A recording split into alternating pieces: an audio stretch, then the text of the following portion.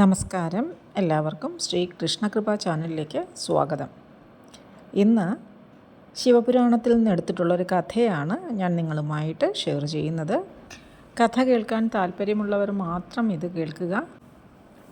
എല്ലാ പുരാണങ്ങളിലും പരാമർശിക്കുന്നുണ്ട്, ഭഗവാൻ രുദ്രൻ കപാലമെടുത്ത് ഇരക്കുന്നതായിട്ട്, അതായത് ശിവഭഗവാൻ ഒരു പാത്രവുമായിട്ട് ഇരക്കുന്നതായിട്ട് അഥവാ ഭിക്ഷ എടുക്കുന്നതായിട്ട് ഒരു കഥ നമ്മൾ പലയിടത്തും കേട്ടിട്ടുണ്ട്. ആ കഥയാണ് ഇന്ന് ഞാൻ നിങ്ങളോട് പറയുന്നത്. ഒരിക്കൽ ബ്രഹ്മ വിഷ്ണു ദേവന്മാർ ലോകകാര്യങ്ങളെക്കുറിച്ച് സംസാരിച്ചിരിക്കുകയായിരുന്നു. സംഭാഷണ മധ്യേ മഹാവിഷ്ണു ചോദിച്ചു, ഈ പ്രപഞ്ചം ഞാൻ ഇച്ഛിക്കുന്ന വിധത്തിൽ തന്നെ മുന്നോട്ട് പോകുന്നതിൽ ഞാൻ കൃതാർത്ഥനാണ്. ബ്രഹ്മദേവ, താങ്കളുടെ അഭിപ്രായം എന്താണ്? മഹാവിഷ്ണുവിൻ്റെ ഈ ചോദ്യം ബ്രഹ്മാവിന് ഇഷ്ടപ്പെട്ടില്ല. അദ്ദേഹം പറഞ്ഞു, പ്രപഞ്ചം താങ്കളുടെ ഇച്ഛ പോലെ നടക്കുന്നുവെന്നാണോ ദേവ താങ്കൾ വിശ്വസിക്കുന്നത്? രസകരം തന്നെയാണ് ഇക്കാര്യം. എന്തെന്നാൽ ഈ ലോകത്തിൽ ഓരോ സൃഷ്ടിയും നടക്കുന്നത് എന്നിലൂടെ മാത്രമാണ്. പക്ഷേ താങ്കൾ പറയുന്നതോ? അത് കേട്ടപ്പോൾ മഹാവിഷ്ണു പൊട്ടിച്ചിരിച്ചുകൊണ്ട് പറയാണ്, അത് ശരി, അപ്പോൾ താങ്കളും ബാലസഹജമായി ചിന്തിക്കുകയാണല്ലേ. പ്രപഞ്ചത്തിൻ്റെ അധീശനായി വാഴാനുള്ള താങ്കളുടെ ആഗ്രഹം മികച്ചൊരു ഫലിതം തന്നെ. മഹാവിഷ്ണു വീണ്ടും വീണ്ടും പൊട്ടിച്ചിരിച്ചു.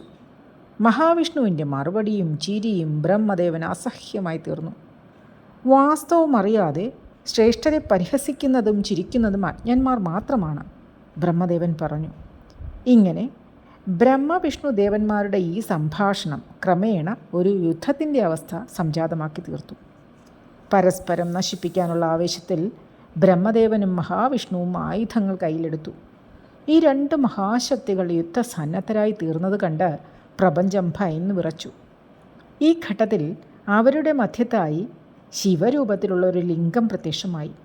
അതോടൊപ്പം ഇങ്ങനെ ഒരു അശരീരിയും കേൾക്കുമാറായി, അല്ലയോ മൂർത്തികളെ, ലോകാധിപത്യം സ്ഥിരീകരിക്കാനുള്ള തത്രപ്പാടിൽ നിങ്ങൾ സ്വയം മറന്ന് യുദ്ധസജ്ജരായും തീർന്നിരിക്കുന്നു. ആയുധം കൊണ്ടല്ലാതെ ഈ പ്രശ്നത്തിൽ ഒരു പരിഹാരം കണ്ടെത്താവുന്നതേയുള്ളൂ. അശരീരി ശ്രദ്ധിക്കുകയായിരുന്ന ബ്രഹ്മവിഷ്ണു ദേവന്മാർ ഒരേ സമയം ചോദിച്ചു, എങ്ങനെയാണ് ഈ സമസ്യയ്ക്ക് ഉത്തരം ലഭിക്കുക? യുദ്ധമല്ലാതെ മറ്റെന്ത് മാർഗമാണ് അവലംബിക്കാനാവുക? ഉടൻ തന്നെ പറയുക. അത് കേട്ട ഉടനെ അശരീരി തുടർന്ന് പറയുകയാണ്, നിങ്ങൾ ഇരുവരുടെയും മധ്യത്തിലായി പ്രത്യക്ഷപ്പെട്ടിരിക്കുന്ന ശിവലിംഗ തേജസ് കാണുന്നില്ലേ? ഈ തേജസ്സിൻ്റെ അവസാന രൂപം കണ്ടെത്തുന്നത് ആരാണോ അവരായിരിക്കും ത്രൈലോക്യാധിപതി. ആ ഒത്തുതീർപ്പിൽ ബ്രഹ്മാവും മഹാവിഷ്ണുവും യോജിച്ചു. അവർ ഇരുവരും ശിവലിംഗ തേജസ്സിൻ്റെ അഗ്രം കണ്ടുപിടിക്കാൻ പ്രയാണം ആരംഭിച്ചു. ബ്രഹ്മാവ് കീഴഗ്രവും മഹാവിഷ്ണു മേലഗ്രവും ലക്ഷ്യമാക്കി പാഞ്ഞു തുടങ്ങി. പക്ഷേ അത്ഭുതമെന്ന് പറയട്ടെ, വളരെ കാലം കഴിഞ്ഞിട്ടും രണ്ടുപേർക്കും ഉദ്ദിഷ്ട സ്ഥാനത്ത് ചെന്നു ചേരാനായില്ല. ബ്രഹ്മാവും വിഷ്ണുവും നിരാശരായി തുടങ്ങിയെങ്കിലും യാത്ര അവസാനിപ്പിച്ച് പരാജയം സമ്മതിക്കാൻ അവർക്ക് മനസ്സ് വന്നില്ല. അങ്ങനെയിരിക്കെ ഒരു നാൾ ഒരു കൈതപ്പൂവ് ശിവലിംഗ തേജസ്സിൻ്റെ ഉപരിഭാഗത്തു നിന്ന് വരുന്നത് ബ്രഹ്മാവിൻ്റെ ശ്രദ്ധയിൽപ്പെട്ടു. ഭഗവാൻ ബ്രഹ്മദേവൻ കൈതപ്പൂവ് കയ്യിലെടുത്തുകൊണ്ട് ചോദിച്ചു, ഹേ പുഷ്പമേ, നീ എവിടെ നിന്നു വരുന്നു? മഹാനുഭാവ, അവിടുന്ന് സൃഷ്ടിദേവനായ ബ്രഹ്മാവാണെന്ന് ഞാൻ വിശ്വസിച്ചു കൊള്ളട്ടെ. അങ്ങയുടെ ചോദ്യത്തിന് ഞാൻ ഉത്തരം നൽകാൻ ഞാൻ ശിവ തേജസ്സിൻ്റെ അവസാന ഭാഗത്തു നിന്നും യാത്രയാരംഭിച്ച ഒരു കൈതപ്പൂവാണ്. അവിടെ നിന്നും തിരിച്ചതിൽ പിന്നീട് 3 ബ്രഹ്മപ്രളയം കഴിഞ്ഞിരിക്കുന്നു. ഇനി യാത്ര ആരംഭിച്ച സ്ഥാനത്തേക്ക് തന്നെ മടങ്ങുകയാണ്. കൈതപ്പൂ മൊഴിഞ്ഞു. പെട്ടെന്ന് ബ്രഹ്മദേവൻ്റെ ചിന്ത മറ്റൊരു വിധം സഞ്ചരിച്ചു തുടങ്ങി. തൻ്റെ യാത്രയ്ക്ക് സാക്ഷികൾ ആരുമില്ല. ആ സ്ഥിതിക്ക് ശിവ തേജസ്സിൻ്റെ അഗ്രം കണ്ടെത്തിയോ എന്ന് മനസ്സിലാക്കുന്നത് ആരാണ്? യാത്രയുടെ ആരംഭ സ്ഥലത്തേക്ക് തന്നെ മടങ്ങാം. ശിവലിംഗ തേജസ്സിൻ്റെ അവസാനം കണ്ടുവെന്ന് തെളിയിക്കാൻ ഈ കൈതപ്പൂവിനെ തന്നെ ഉപയോഗിക്കാം.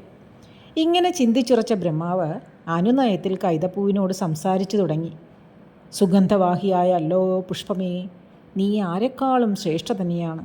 ശിവ തേജസ്സിൻ്റെ ആരംഭവും അവസാനവും നീ കണ്ടുവല്ലോ. നിന്റെ മഹത്വം ആദരണീയം തന്നെ. എന്നെ സഹായിക്കാൻ നിനക്ക് കഴിയുമെന്ന് അതുകൊണ്ട് ഞാൻ വിശ്വസിക്കുന്നു. ഉടനെ കൈതപ്പൂവ് നിഷ്കളങ്കമായി പറഞ്ഞു, ദേവാ, അവിടുന്ന് വസ്തുതകൾ വ്യക്തമാക്കിയാലും മഹാനായ അങ്ങയെ സഹായിക്കാൻ എനിക്ക് അവസരം ലഭിക്കുമെന്ന് പറഞ്ഞുവല്ലോ, എങ്ങനെയാണത്?